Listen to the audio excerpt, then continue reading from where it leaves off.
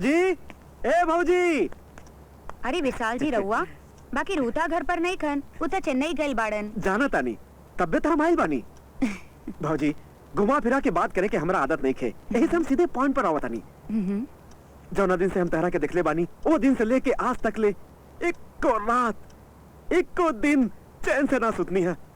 उठत जागत बस एक को सपना देखा तानी कि हम तोहरा साथ तोहरा गोर गोर बाह में सिर्फ एक रात, खाली एक रात गुजारे के मौका हमरा के मिल जाए। विशाल जी का बकवास करता नहीं रहुआ, हमरा साथे ऐसन बात करे के और हिम्मत कैसी भइल?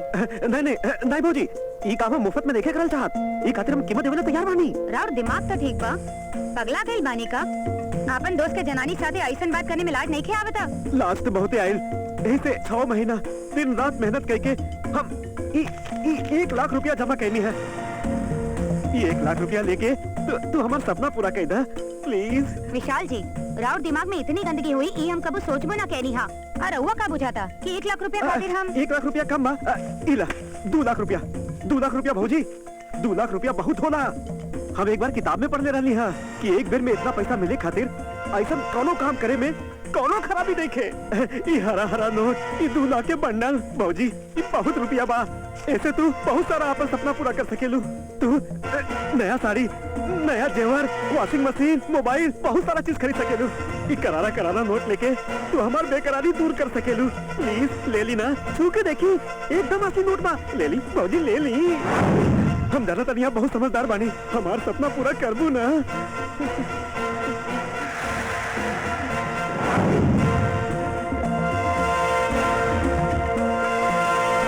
भोरे भोरे केकरा के फोन करा तानी जी?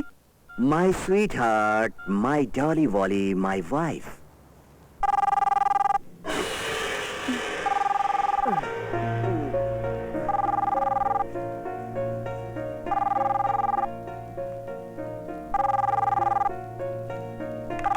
हेलो स्वीट हार्ट, हम बोल रहल बानी। हाँ बोली, कैसन बानी रहुआ? अरे डार्लिंग, इतना घबराइल काहे बाड़ू? ना ऐसन कोनो बात नहीं खा। रहुआ कब आई बा? अरे हम बिजनेस टूर पर आयल बानी, 2-3 दिन लग जाई। सुना, हम विशाल साथे कंपनी के 2 लाख रुपया भेजवानी। हाँ संभार के रखिया। हाँ बॉस के वापस करे के पड़ी का? वो पैसा राउर कंपनी के रहे? था तू का समझ लो हमार बा। ओके बाय। पकड़ा गई नहीं। Oh my God. अरे हरामजादा के भोरे भोरे फोन करे की क्या जरूरत है? ऐसन एक कमीना दोस्त 100 कमीना दुश्मन से ज्यादा खतरनाक होखेला।